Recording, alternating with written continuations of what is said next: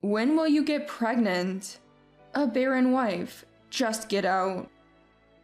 On my birthday of all days, why do I have to hear such things? I don't care who it is, as long as I can give birth. Find someone younger. My mother-in-law Isabella sees me as nothing more than a tool to produce an heir. It's not me who's infertile, and it's frustrating that nobody will listen.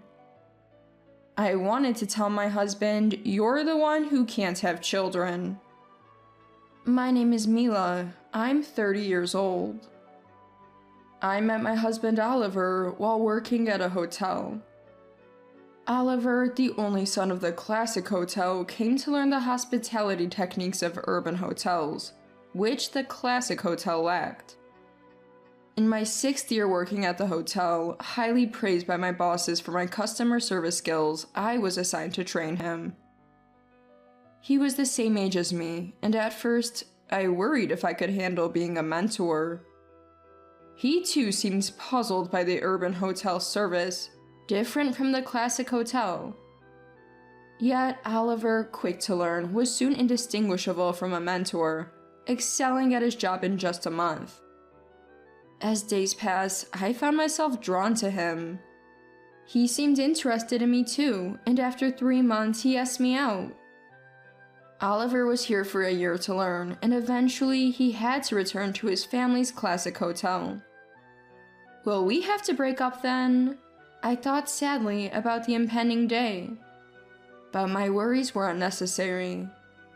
I can't just break up and leave. If you're okay with it, will you come with me? He confessed, and I nodded yes, on the verge of tears. I failed in marriage once before when I was younger. Is that okay with you? He said, looking a bit downcast. I answered, trying to push away my slight hesitation. I don't mind at all. Despite a momentary doubt, I chose to look beyond it. Initially, my parents were opposed due to his divorce history, but they eventually gave in to my insistence.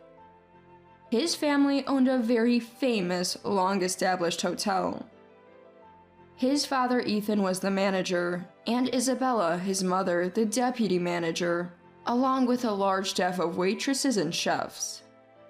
I wondered if I could really live up to being the wife of the son of such a prestigious classic hotel. My husband Oliver seemed to be in a manager and training position, slowly taking over responsibilities from Ethan. I thought I'd be learning from Isabella, maybe becoming an apprentice landlady, but that was far from what happened. Mila, you should just stay home and be a housewife. I want to see my grandchild soon, Isabella said. Her words made me think, so I just need to have a child? A vague anxiety I had been feeling started to take a clear shape. We began living in Oliver's family's main house, a bit away from the hotel. Oliver's behavior had clearly changed. When I tried to snuggle up to him in bed at night after his hotel work, he would often refuse, saying, "I'm tired, just let me sleep." His everyday demeanor also changed drastically. He was harsh, a complete stranger compared to when we were dating. About 6 months later, Isabella asked, "Mila, no child yet?" Oliver complied with my efforts, albeit reluctantly, but there were still no signs of pregnancy. "Not yet. It's a blessing, so there's no use rushing," I replied, feeling increasingly wary. Recently, Isabella kept asking, "No child yet?" and "Show me my grandchild's face," ending with a stern, "We need an heir for our classic hotel. You must have a child soon." I wanted a child too, but if it's not happening, what can I do? It's unfair that I'm the only one being blamed. Still, I thought I would eventually become pregnant. A year passed, but no signs of pregnancy. Still can't make it happen? What a useless wife. What do you think you're doing as a housewife? Isabella's scoldings became harsher every day. Why am I even here? I felt lost and deeply saddened. Oliver, whom I thought would be my ally, joins Isabella in blaming me. Hey Mila, why don't you see a doctor and get checked out? Isabella suddenly suggested. Indeed, it was a good idea. If there was a cause, I wanted to know it. Knowing might lead to pregnancy and escape from this treatment. Okay, I'll make an appointment at the hospital tomorrow and go with Oliver. When I said that with a faint hope, why does Oliver need to go? Are you suggesting he has a problem? Go by yourself. Isabella retorted fiercely. No, fertility tests require couples to go together, I replied, but she quickly interrupted. The problem is definitely with you. There's no need for Oliver to go. She continued vehemently. I just agreed with a yes, understood to calm the situation. But I thought I should at least discuss it with Oliver and waited to talk to him when he returned. Why do I have to go with you? Oliver responded disinterested. I gently suggested, well, we don't know where the issue lies, right? Let's both get tested. It's definitely your problem. I don't need to go to know that, Oliver concluded. Both Isabella and Oliver were so certain, but how could they be? Am I the only one to blame? But why are they so confident? I wondered. Living in the countryside near Oliver's family home, it took over an hour by bus to reach a major hospital. I managed to book an appointment at a gynecology clinic for fertility issues, but it was scheduled for the following week. When I mentioned this to Isabella, she scornfully asked, "Why can't you get tested immediately?" But I knew not everything would go as she wanted. The appointments are quite full, I vaguely replied. I've never been fond of hospitals or tests, so I wasn't too eager myself. On the day of the test, the doctor was surprised Oliver wasn't with me. Shouldn't he be here? I thought the same. Without testing both, it's hard to know where the problem lies. They started with a blood test to check my hormonal balance, followed by an ultrasound to examine my womb, and use a contrast agent for a fallopian tube test. It was an exhausting, all-day process. Is fertility testing always this tough? I wondered. There's no abnormality here, the doctor said after reviewing the results, which was a relief. We can't say for certain without testing your husband, but if intercourse is regular, we can't definitively say you're the cause. Knowing I wasn't solely to blame was somewhat reassuring, but getting Oliver to come would be difficult. I tentatively asked, "Is there a way to check if my husband might be the cause without him coming?" The doctor replied, "Yes. Come in the day after intercourse. We can do a postcoital test, examining what remains in your womb." A ray of hope seemed to shine through. Then, I'll make an appointment for my next visit. Thank you. Leaving the hospital, I headed to the bus stop. While waiting, I saw a man resembling Oliver cross the street. What? Oliver? Here? I thought he might have come out of concern for me, which made me happy. I decided to follow him discreetly. It was indeed my husband Oliver. Just as I was about to approach, something unbelievable happened. A young woman approached Oliver, and they walked off arms linked. My world went dark. Seeing Oliver with another woman was devastating. Holding back the urge to collapse right there, I followed them. They disappeared into what looked like a hotel. I couldn't believe it and sat down on the sidewalk, overwhelmed. When I got home, Isabella called as if she had been waiting. "How did the test go? What's wrong with you?" Her accusatory tone echoed in my ears. The image of Oliver entering the hotel with that woman haunted me. "The one at fault is your son," I wanted to retort. I was close to tears. "No, there were no abnormalities," I barely managed to reply. "They mentioned it might be due to chronic fatigue or stress," I added. Isabella scoffed. "Ugh, fatigue? Stress? I've given you the leisure of being a housewife, and this is how you respond. Just make a child quickly. If you can't, we might as well divorce." I was too despondent to fight back, even though it might have been easier to let it all end. Oliver didn't come home that night. The next morning, he likely went to work as usual. I started the day feeling like I wanted to disappear.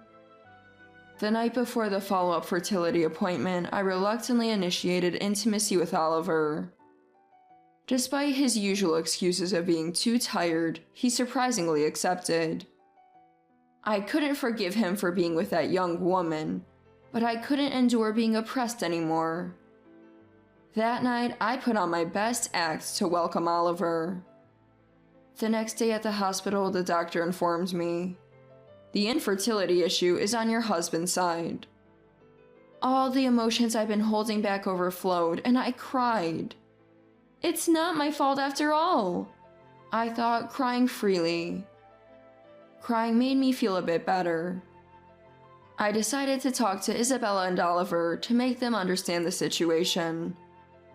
As expected, Isabella was waiting for me at the house. "Welcome back. How did it go? Is there a treatment?" As I remained silent, "Don't just stand there, say something. A wife who can't have children might as well leave," Isabella, infuriated, said. "No, I don't need treatment. The problem lies elsewhere," I said. At this, Isabella yelled even louder. "Are you saying it's Oliver's fault? That's impossible because..." At that moment, Oliver arrived and said, "My fault? What are you talking about? I already have a child." I was stunned. A child? With whom? Oliver calmly replied, "Didn't I tell you I was divorced? I had a child with my ex-wife, but she took the child when she left." Isabella, listening to this, "Yes, that's right. We lost our grandchild to that woman. How frustrating," spat out bitterly. "So, there's no issue with me, understand?" Oliver added. I finally understood their attitude.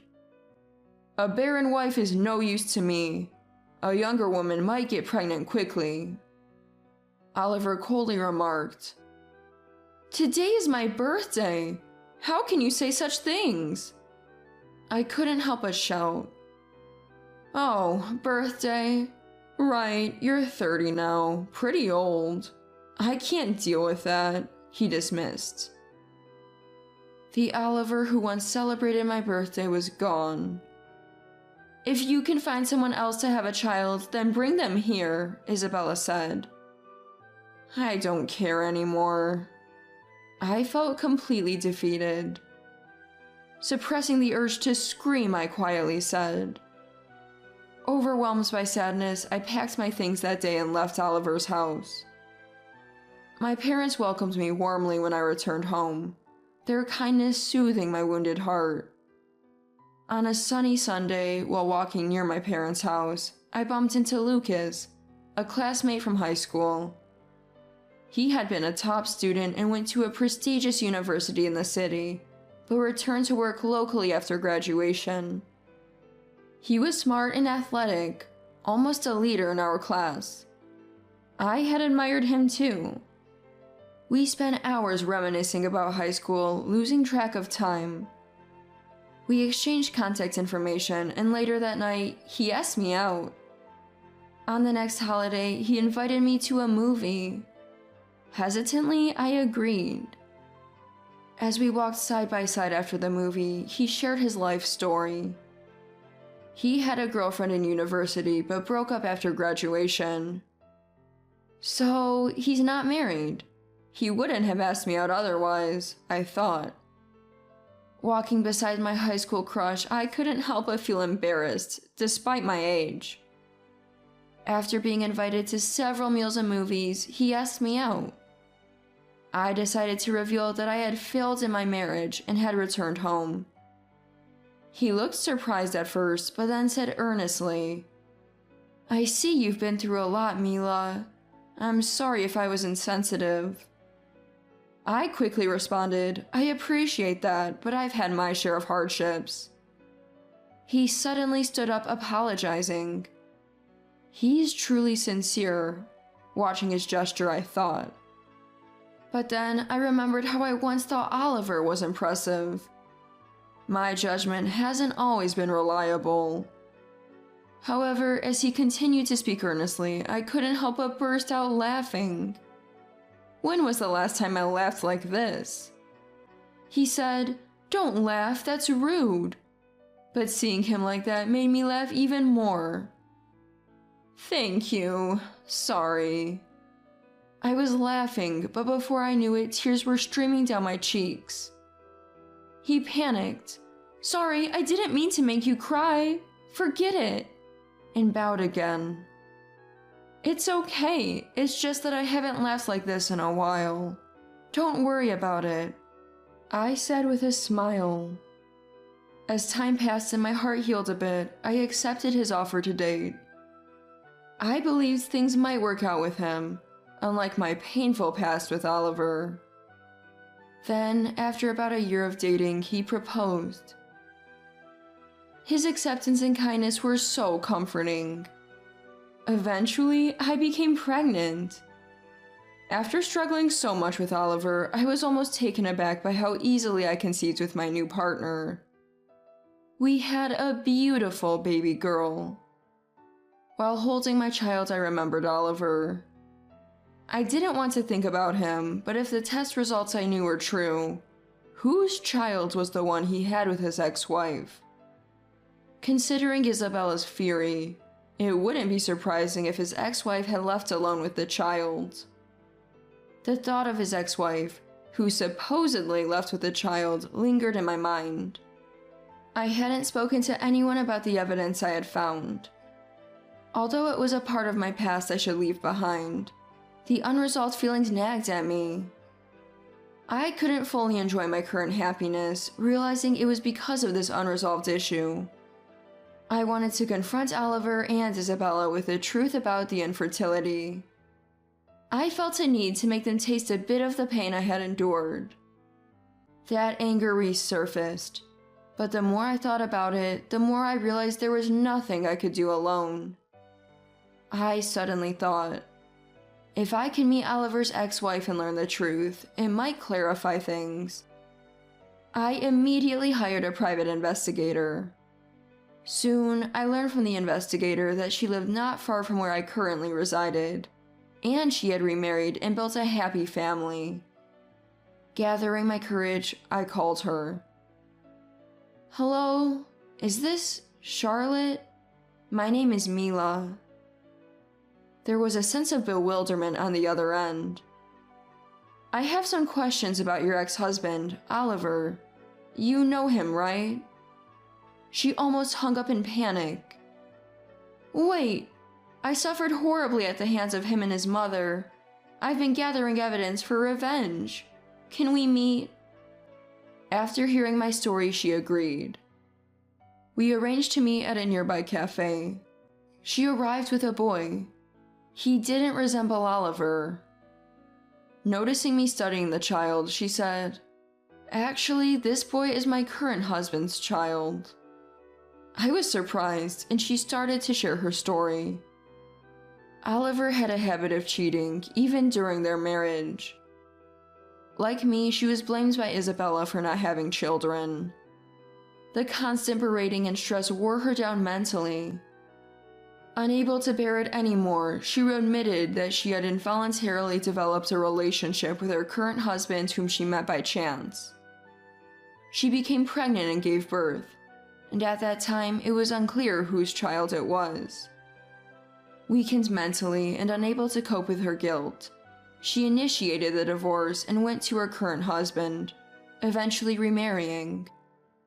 Hearing this, I suggested a plan. Initially shocked, she agreed to join me in repaying those who had wronged us. We consulted our husbands and decided to stay at Oliver's hotel, pretending to be recent mom friends. Our husbands made the reservations, and the day finally arrived. The familiar scenery brought back painful memories. Steeling myself, we entered the hotel. Isabella greeted us politely, but her expression changed drastically when she saw our faces. Her look was not that of the deputy manager of the classic hotel. It made sense. The ex-wife had returned, bringing her child and her new husband with her. After being shown to our rooms, I said to Lucas, "I owe a lot to the deputy manager here, and I want to thank her in person. Why don't you take a walk for a bit?" Lucas, holding the child, went for a walk with Charlotte's husband. The waitress who came to our room recognized me and was surprised. "It's been a while. Could you please call the deputy manager for me?" I asked and she agreed, then left. Soon, Isabella and Oliver arrived together. Seeing Charlotte, Isabella immediately shouted, "Give back my grandchild, you fool!" "What? Your grandchild? There's no such thing," I said mockingly. Oliver, red-faced with anger, yelled, "What are you talking about? She took away the child we finally had." "That's where you're wrong. You don't have any children. Don't you understand?" I retorted with a hint of triumph. "I have a daughter now with my current husband."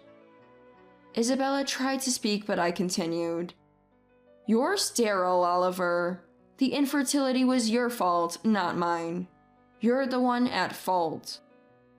Oliver's face turned ashen, a stark contrast to his earlier anger. Isabella, although trying to maintain her composure, couldn't hide her shock. "No grandchild? We can't have a grandchild. What about the hotel's heir?" Isabella muttered to herself. Eventually, she stood up unsteadily, looked at us with a blank expression and said, "This is all your fault. If it weren't for you two, everything would have worked out. It's all over now." With that, she left the room with unsteady steps. When our husbands returned, Charlotte and I told them to rest in the room, and we walked around the hotel and outdoor pool with the children. The waitresses, seeing us with the children, seemed to be talking. Apparently, we were known as wives who left because they couldn't have children. Now, seeing us with our children seemed to surprise them. Charlotte and I felt to years of pent-up frustration dissipate. Oliver's infidelity and divorce history quickly became the talk of the town. In the countryside, bad news spreads fast. Oliver had been advancing a marriage arrangement with a daughter of a major hotel's president, but it fell through. He had hopes for financial support and management assistance from that union. A political marriage in this day and age? It seems unbelievable, yet such things still happened. I heard that relying on that marriage for funds, they had started renovating the hotel and now were struggling with finances, burdened with a huge debt. I later learned through online sources that the once bustling classic hotel, known for its tradition, had become just an old, unremarkable hotel with dwindling customers. The once lively place was now eerily quiet, as negative reviews quickly spread. It seems that a business resting on tradition alone, managed by someone who neither cared for their family nor respected people, was destined to fail. Charlotte, whom I met through this incident, and I continue to maintain close family ties. And now I am expecting another child. I already have a daughter, so I'm hoping for a boy this time. Thinking about it fills me with excitement. Charlotte is also expecting her second child soon. Both of us suffered at the hands of the same man, but now we are truly happy.